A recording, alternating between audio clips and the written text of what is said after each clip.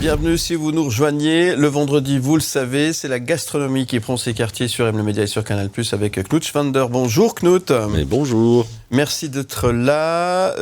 Avant de retrouver notre invité tout à l'heure, Philippe Gobet. Un grand monsieur de la gastronomie, il faut le dire. Un très grand monsieur de la gastronomie, avec multiples récompenses, on va en parler tout à l'heure.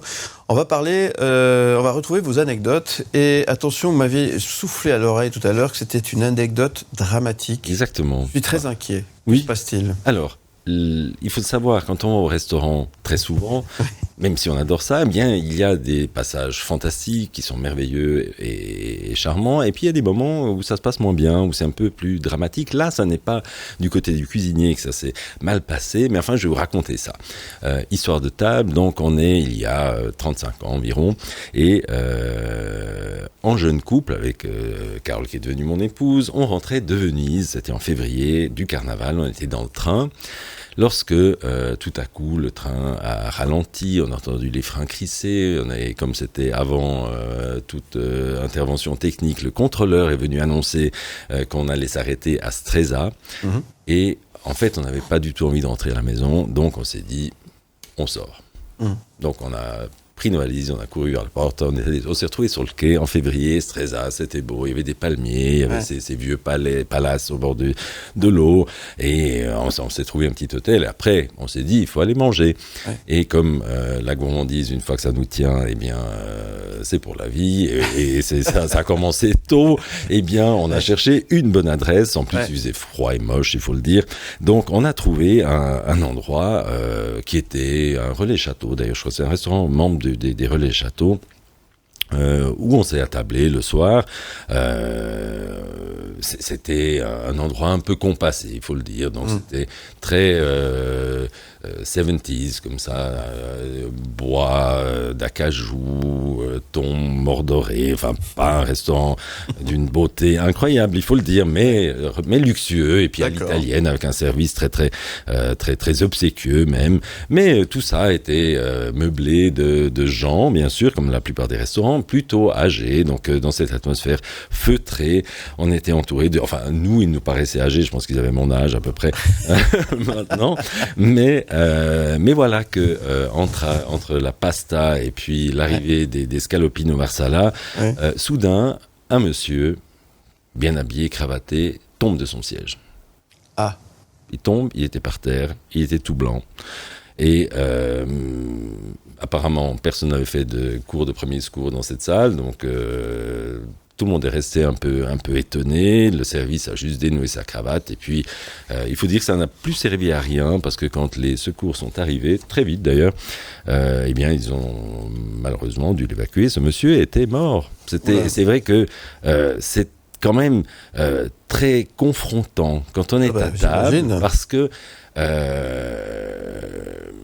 on est à table pour se faire plaisir, on est à table pour manger, donc pour vivre, même si, on extrapole un petit peu, donc c'est un peu bizarre de voir justement la vie de quelqu'un s'en aller. Je pense donc souvent à ce monsieur, donc c'est une sorte d'hommage que je lui attribue aujourd'hui, parce que c'est avec une certaine tristesse, et puis en même temps, en épicurien convaincu, je me dis, sachant qu'il faut bien mourir une fois, peut-être que c'est une belle mort de vie, voilà, entre la pasta et la scalopine, mais il aura loupé la scalopine au marsala, mais entouré de ses amis, c'est peut-être une belle mort. Voilà, donc c'était une anecdote pas très drôle, mais maintenant que j'ai plombé l'atmosphère, on peut passer à la suite. Donc c'est pas à cause de ce qu'il a mangé. Donc non, je n'incrimine pas le restaurateur. Vous avez fait froid dans le dos quand même pour commencer l'émission, ça va être compliqué tout à l'heure.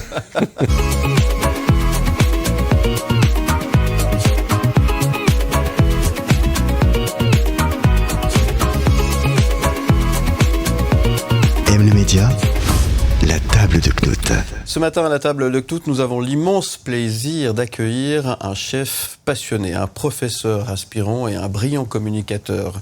Avant de rejoindre l'école hôtelière de Lausanne en tant que chef exécutif et maître d'enseignement senior, son parcours professionnel est marqué par une série de succès remarquables. Titre prestigieux de meilleur ouvrier de France en cuisine, vice-champion de France des desserts, une reconnaissance de son talent sucré, membre éminent président de l'Académie culinaire de France, une institution de renommée, récompensé par la grande médaille d'or des cuisiniers de France pour son excellence, honoré en tant que compagnon majoral de la confrérie du Guillon, une distinction honorifique, partie prenante de la chaîne des rôtisseurs suisses et membre du club Prosper Montagnier Suisse, témoignant de son engagement dans la gastronomie suisse, chevalier distingué de la confrérie Tastevin, une reconnaissance de son expertise dans le vin, auteur également prolifique de livres de pâtisserie, partageant ainsi son savoir et son art avec le monde culinaire.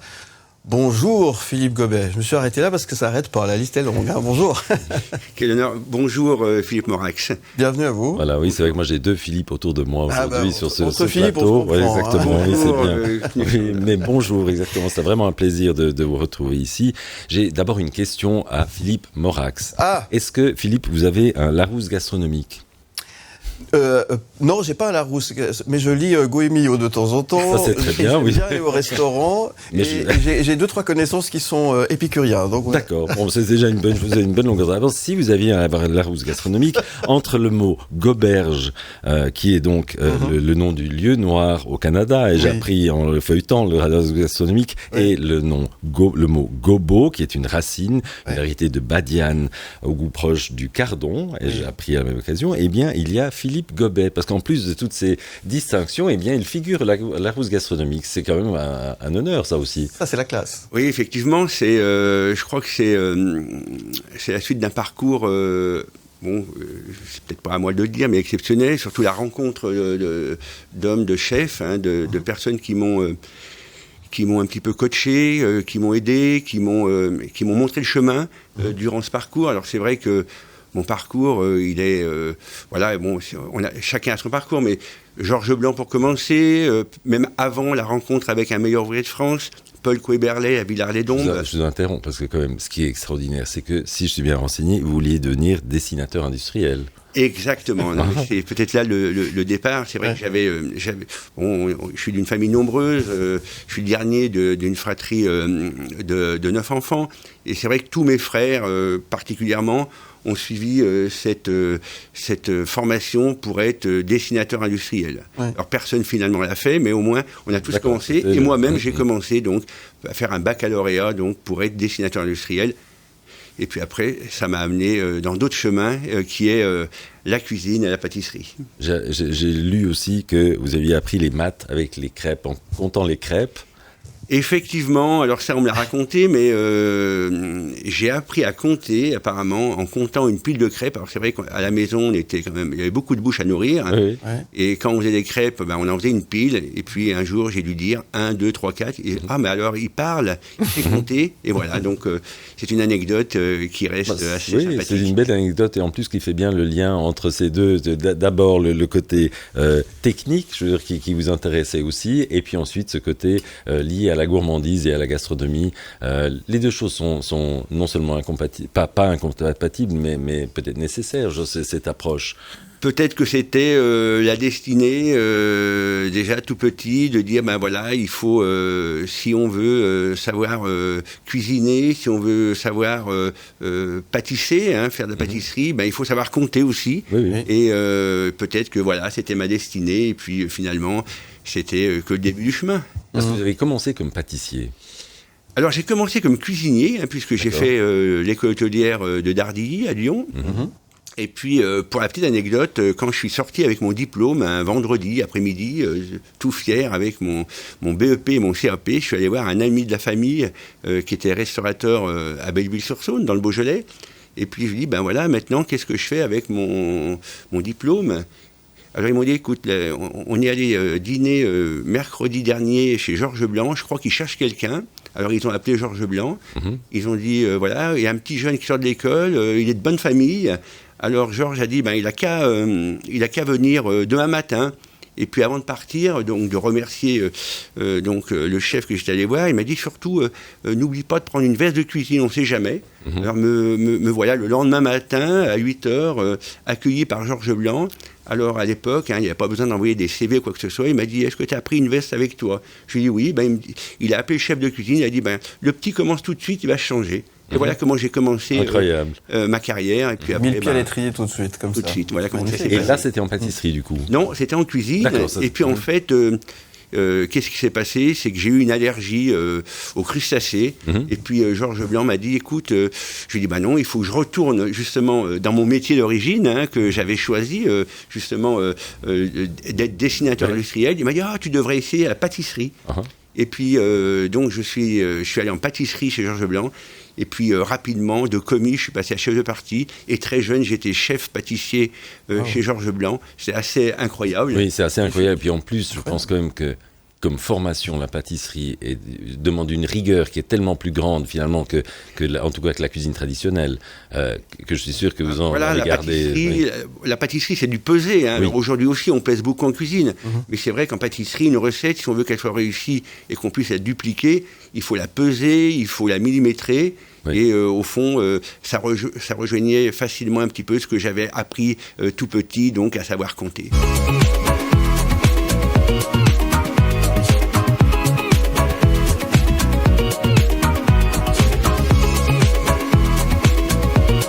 M le Média, la table de Knut. La table de Knut avec Philippe Gobet qui est avec nous ce matin. Quand on parle de Philippe Gobet, on parle de l'école hôtelière de Lausanne.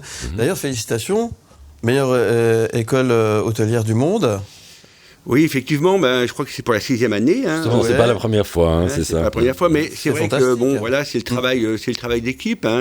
C'est chacun dans son expertise apporte la pierre à l'édifice. Et c'est vrai que on est très fiers, on est très fiers, très heureux, et surtout voilà, pour nos étudiants qui viennent ici chercher l'excellence. Et donc, quand on vient chercher l'excellence, on se doit de la trouver. Et puis, à l'école hôtelière, voilà, tout le monde s'engage autour de l'excellence. Et c'est ce qui nous motive tous les jours pour pouvoir avancer. Parce qu'en 2 mots, maintenant, cette école hôtelière, les Lausannois le savent, en tout cas ceux qui passent parfois dans les hauts de la ville, ont vu exploser le volume construit de cette école. C'est absolument rutilant, c'est fantastique ce qui a été construit là. En quelques chiffres, l'école hôtelière, comment est-ce qu'on peut la définir maintenant? Il y a combien d'étudiants? Et quelques chiffres comme ça, on va dire, on va pas les compter un par un, mais il y a autour de 4000 étudiants, alors sur 3 campus. Bien sûr ici à Lausanne, à Passoug dans les Grisons, et puis surtout aussi au campus de Singapour. Mais voilà, c'est 4000 étudiants. Tout le monde n'est pas sur place, puisque vous savez qu'il y a aussi après, par exemple, les six premiers mois dans les arts pratiques, on vient faire un premier stage pratique, puis après on revient, et puis après, à mi-parcours, on va faire un stage plutôt d'administration. Mais voilà, c'est aussi à peu près 600-700 employés sur les 3 campus. Voilà, donc c'est beaucoup de monde. Il faut nourrir toutes ces personnes. Et bien nourrir. Et bien les nourrir, puisqu'on a, on a plusieurs styles de restauration, que ça soit du gastronomique, avec justement... Oui, parce que ça aussi, je m'excuse, j'interromps, mais c'est vrai que c'est assez rare d'avoir un lieu de formation qui soit étoilé Michelin, reconnu par le Gomio, et unanimement applaudi par tout le monde. Il y a quand même ce berceau d'essence, c'est le nom du restaurant gastronomique. Ce qu'on a souhaité, effectivement, quand vous l'avez rappelé, j'ai pris le poste d'exécutif chef quand je suis arrivé.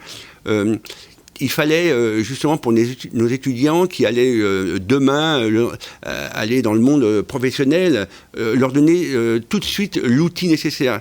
C'est vrai qu'il y a toujours un palier entre le moment où on est en centre de formation, on apprend, puis qu'on se retrouve dans le monde professionnel. L'expérience du terrain, quoi. Exactement. Et nous, on voulait justement, on s'est donné les moyens, la direction nous a donné les moyens de pouvoir justement aller chercher des experts pour pouvoir donner à nos étudiants vraiment un lieu de travail qui ne soit pas en décalage une fois je trouve que c'est particulièrement remarquable puisque, disons, le domaine de l'hôtellerie, c'est un domaine du business où souvent il s'agit de gagner de l'argent. On sait que ça n'est pas forcément, disons, en misant sur la grande gastronomie qu'on va gagner beaucoup d'argent.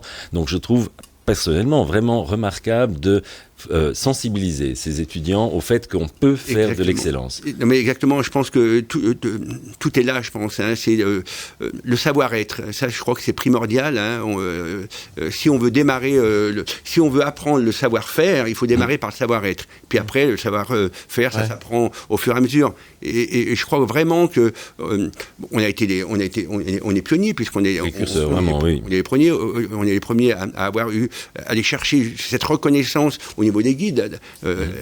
Au début par le guide Goemio qui nous a qui est venu nous voir. Ils ont goûté, ils ont vu, enfin ils ont jugé et ils nous ont apporté ces notes. On 15, 16 et puis on espère pas s'arrêter là parce que on veut vraiment donner cette expérience à nos étudiants du bien faire, de l'excellence, et la reconnaissance lorsqu'on travaille bien. Et puis j'ai une petite anecdote que je pourrais ajouter, mais voilà, je crois que quand on travaille bien, quand on s'applique à la tâche, eh bien on est remercié ou félicité, je sais pas, même si c'est pas, mais voilà. On a la reconnaissance de son investissement. Du travail investi. Ouais. Voilà. Et je crois que c'est là c'est important. Alors justement, ce travail... Je recevais M. Pérayon il y a quelques jours qui disait exactement la même chose. Ça, c'est aussi une école humaine. Hein. Ça, c'est très important. L'humain mais l'humain est très important. Hyper important. Mais ça, c'est très important aujourd'hui parce qu'on a tendance un petit peu à l'oublier avec les technologies. Peut être remplacé par les machines. Oui. Vous êtes d'accord avec ça? Voilà, je crois que l'humain, la famille, hein, ce qu'on dit, l'esprit de famille, hein, même si on sait que... Mais voilà, l'humain est au centre de nos activités. C'est ça, je crois, que ce qu'il faut retenir. Si on apporte justement beaucoup d'attention à l'humain, d'abord on fait grandir l'humain. Vous savez que l'humain démarre et puis il grandit par les rencontres, la formation, par l'instruction, je dirais, hein, qu'elle soit de tout domaine. Et je pense qu'on peut grandir et on fait grandir justement nos étudiants. Et je vois les parents quand ils arrivent le premier jour, vous voyez, tout le monde est un petit peu tremblant avec. Il faut dire que le lieu est déjà imposant. Hein, le nouveau hall, là, disons, on a l'impression d'arriver dans une cathédrale. Et puis quand ils reviennent, on les revoit 4 ans après, les mêmes parents. Hein, d'abord, ils nous déposent presque des ados. Je veux dire des enfants, mais c'est des ados. Ils ont quel âge la plupart qui entrent? Ils sont majeurs. Hein, ils ont un peu plus de 18 ans, 19 ans. Et puis, quand ils viennent les rechercher, ce sont des adultes. Ce sont des hommes et des femmes. Et ils nous remercient. Et ces hommes et ces femmes ont passé entre les mains de formateurs quand même assez exceptionnels. Typiquement, revenons au berceau d'essence, il y a là un encadrement. Alors bien sûr, le berceau d'essence n'est pas le lieu de formation prioritaire de l'école hôtelière, on est bien d'accord. Maintenant, moi, ça m'intéresse parce que je m'intéresse à la table. Mais donc, il y a là des formateurs exceptionnels. Vous êtes meilleur ouvrier de France, mais vous n'êtes pas le seul dans la maison. Hein. Exactement. Donc, c'est ça toute... Je dirais que c'est comme une grande équipe de sport, de football, si on prend mais voilà, il faut faire travailler tous ces experts, tous ces champions, je dirais, hein, parce qu'à l'école hôtelière, d'abord, on a des experts qui ne sont pas forcément meilleurs ouvriers de France, mais on a des meilleurs ouvriers de France, des champions du monde, etc. Et tout, c'est une équipe. Ce sont pas des personnes individuelles. C'est une équipe ensemble qui travaille. Et voilà, c'est ce travail. Et le résultat est là. Et justement, donc il y a, alors juste pour recadrer un petit peu la nourriture à l'école hôtelière, donc il y a ce berceau d'essence. Enfin là, tout le monde ne va pas manger tous les jours au berceau d'essence. Il y a une brasserie aussi qui est magnifique d'ailleurs, disons, qui propose une cuisine qui est ouverte au public. Donc le berceau d'essence avec aujourd'hui une chef. Oui. Donc une chef femme. Et ça c'est formidable. Une jeune chef femme. Lucrèce Laccio. Exactement, et puis qui nous fait un travail remarquable, qui a apporté sa touche, qui nous fait encore monter plusieurs paliers, je dirais. Et puis c'est ce que je me suis laissé dire. Beaucoup de gens reviennent absolument enthousiastes. J'ai pas encore eu l'occasion de m'attabler au berceau d'essence de Madame Laccio. Il faudra venir goûter la cuisine de Lucrèce, qui est formidable. En fait, la cuisine de Lucrèce correspond, c'est mon avis, mais l'avis de beaucoup correspond à l'actualité. C'est ça qui est important. Qu'est-ce qui fait l'actualité de la cuisine ? L'actualité de la cuisine, je pense que c'est d'abord la spontanéité. Ça veut dire qu'il faut se débrider, il faut un peu se lâcher. Il faut d'abord travailler les produits locaux le maximum. Hein. Aujourd'hui, on est dans une époque où on peut plus se permettre... Même si le poivre, il viendra toujours de loin, etc. Et puis on peut pas s'empêcher non plus. Là, si on veut mettre un homard bleu, parce qu'il n'y a pas de homard bleu ici, en Suisse, donc il faut aller le chercher. Mais essayer de prioriser. Le bœuf, typiquement, on n'est pas obligé de le faire venir depuis le Japon, quoi, même s'ils en ont d'excellents. Et prioriser les produits locaux, parce qu'il y a des produits locaux merveilleux. Il faut juste aller un peu les sourcer. Mais franchement, il y a tout pour bien faire. Et puis voilà, je crois qu'il faut de la technique, hein, parce que moi je reviens, j'étais la semaine dernière à New York, mais je suis allé manger dans divers restaurants, mais je vois qu'aujourd'hui quand même aussi l'acquisition de la technique est très importante, la technique et les produits, et puis une fois qu'on a ces deux éléments, et puis un petit peu de... Après, un peu de passion peut-être.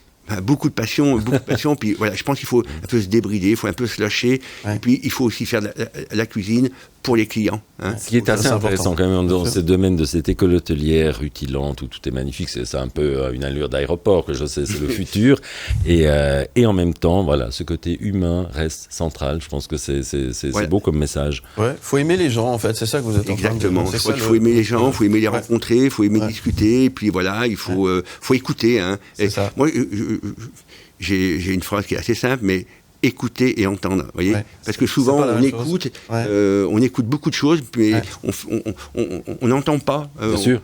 Donc il faut écouter et entendre, ou entendre et écouter, peu importe le sens, mais voilà, je pense qu'il faut vraiment lier ces deux éléments.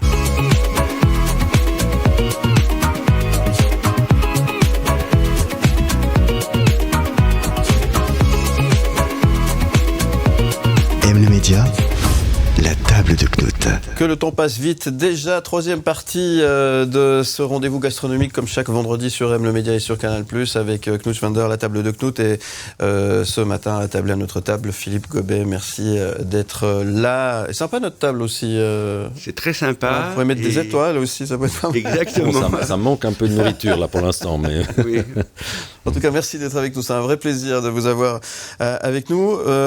Philippe Gobet, je me suis laissé dire que vous voyagez beaucoup. Vous aimez les voyages, en tout cas. Alors, très bizarrement, quand j'étais jeune, enfant, je détestais quitter mon lieu de domicile. C'est vrai ? Ça a bien changé. Hein. Et ça a bien changé, effectivement. J'ai fait mon premier voyage avec Georges Blanc. Je suis allé à Abu Dhabi, c'était en janvier 81 ou 81, ça dépend comment on veut le dire. On est bilingue, on comprend les deux. Voilà. Et puis après, c'est vrai que j'ai travaillé avec Joël Robuchon. Alors on a voyagé beaucoup, on allait beaucoup au Japon, mais on allait aussi un petit peu dans d'autres parties du monde. Et puis après, je suis un petit passage chez Alain Ducasse, et puis chez Le Nôtre, alors, la grande maison Le Nôtre à Paris. J'ai énormément voyagé, on a ouvert, j'étais directeur du centre de formation, et donc on a ouvert des lieux de formation dans le monde entier, alors au Japon, en Corée, au Brésil, au Pérou, en Argentine, etc. Donc je voyageais énormément pour aller faire des audits et voir. Et la recette est la même partout ? La recette, elle est très simple. Hein. Quand vous voyagez et quand vous êtes passionné, la première chose qui est le plus important, c'est de rencontrer les gens. Et puis la première chose, nous, chefs, je pense que beaucoup pourront le dire, c'est que la première chose qu'on fait quand on va dans un nouveau pays, on va au marché. Et quand vous allez au marché et que vous regardez ce que les gens mangent, vous comprenez la culture du peuple. Et ça, c'est primordial. Bien sûr. Et puis après, les voyages sont enchaînés. Alors j'aime beaucoup. Alors après, bien sûr, en venant à l'école hôtelière de Lausanne, j'ai continué à voyager énormément. Et puis j'aime voyager, donc je voyage aussi personnellement. Je vais beaucoup au Brésil puisque mon épouse est suisse mais née au Brésil, donc on a de la famille. Et donc on rencontre des gens. Et là, vous rentrez de New York, je crois. Exactement. Où est-ce que vous avez mangé à New York ? Alors, le repas de New York, l'endroit où il faut aller. Non, mais il faut aller à New York. Il faut aller d'abord, il faut vivre New York parce que New York c'est une ville extraordinaire. Mais c'est vrai qu'on peut manger steakhouse. Je suis allé dans le plus vieux steakhouse de New York, Keene. Donc c'est assez incroyable. C'est celui qui a ses pipes au plafond. Voilà, c'est ça, exactement. Bien sûr, je suis allé voir mes copains, mes copains de toujours, Éric Ripper, le Bernardin, où il fait vraiment une cuisine new-yorkaise, je dirais, qui correspond tout à fait à à New York, bien sûr, mon ami Daniel Boulu, qui est, on va dire, le pape, c'est le pape, de la grande gastronomie à New York, c'est le plus français des New-Yorkais, le plus New-Yorkais des Français, je sais pas, bien sûr. Et puis, je suis allé voir Christophe Bellanca, qui a ouvert il y a pas longtemps, il y a une petite année Essential, où il fait vraiment une cuisine. Alors là, tout à l'heure, je parlais produits techniques, voilà, je crois qu'on est pile poil dedans. Voilà, puis bien sûr que quand on va à New York, il faut manger un hot dog. J'ai mangé un hot dog comme tout le monde. J'ai mangé un burger comme tout le monde. Ils étaient bons. Alors j'ai mangé un très bon burger à Washington, très bon. Et à New York, je suis allé voir, bien sûr, je suis allé voir le musée de l'immigration. C'est très, voilà, je crois que c'est l'origine. Et sur le bateau, ils vendaient des hot dogs. Je me suis fait un hot dog. Et il n'était pas si mauvais que ça. Donc, il y a aussi un musée de l'hôtellerie à New York. Je ne sais pas si vous l'avez déjà visité. Non, alors je suis pas, mais ça fera partie la prochaine fois. La prochaine fois, voilà. C'est minuscule, c'est complètement incongru, mais c'est très amusant. C'est avec plaisir. Je donnerai l'adresse. Bon, c'est très bien. Mais alors, ce que je retiens de ce que vous venez de dire, c'est que vous fréquentez des grands restaurants, des grands cuisiniers, et que vous aimez manger un hot dog. Ça, c'est génial, ça, quand même, c'est beau. Mais je crois que voilà, si lorsqu'on va dans un pays, il faut manger ce que les gens mangent, pas tous les jours, mais voilà. Et je pense que c'est important. Mais quand je vais à Singapour, j'essaye de. La fois dernière, je suis allé manger un crabe. Vous savez que c'est cuit très épicé, mais il faut aller manger ça.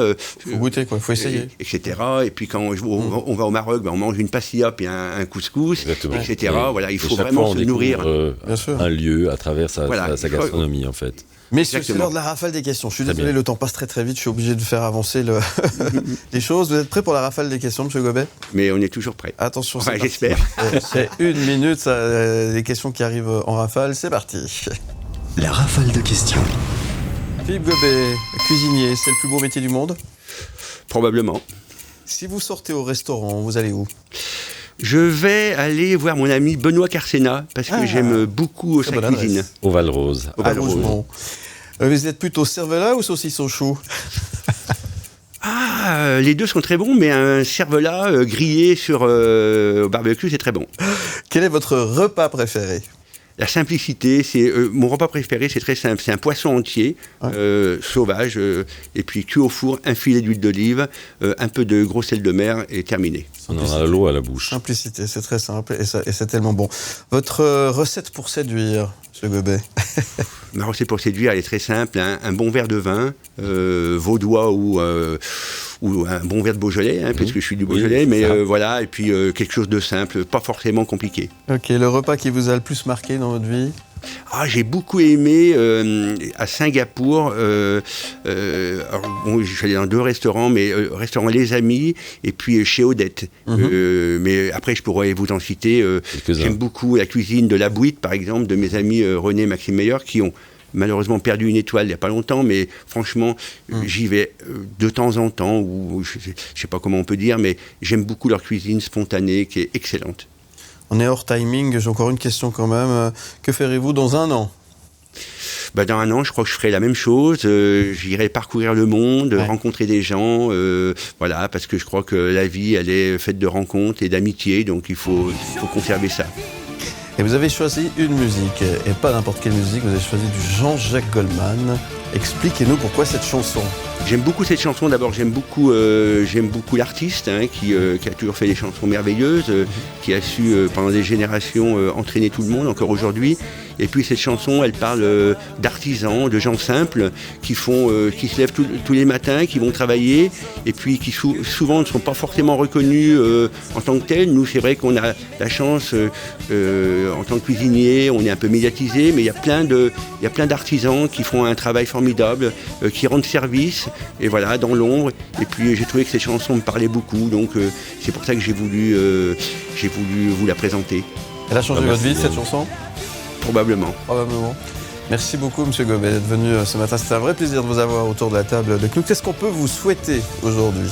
Écoutez, de continuer, voilà, cette vie est merveilleuse. Voilà, moi j'ai choisi ce métier Voilà, c'est un métier passionnant, c'est un métier de rencontre. Je dirais que c'est une grande famille, comme on l'appelle. Et puis j'espère que ça continuera le plus longtemps possible. Et merci, puis encore bravo, évidemment, à l'école hôtelière, la meilleure école hôtelière du monde. C'est quand même pas rien. Félicitations, bravo. On est très heureux à l'école hôtelière et voilà.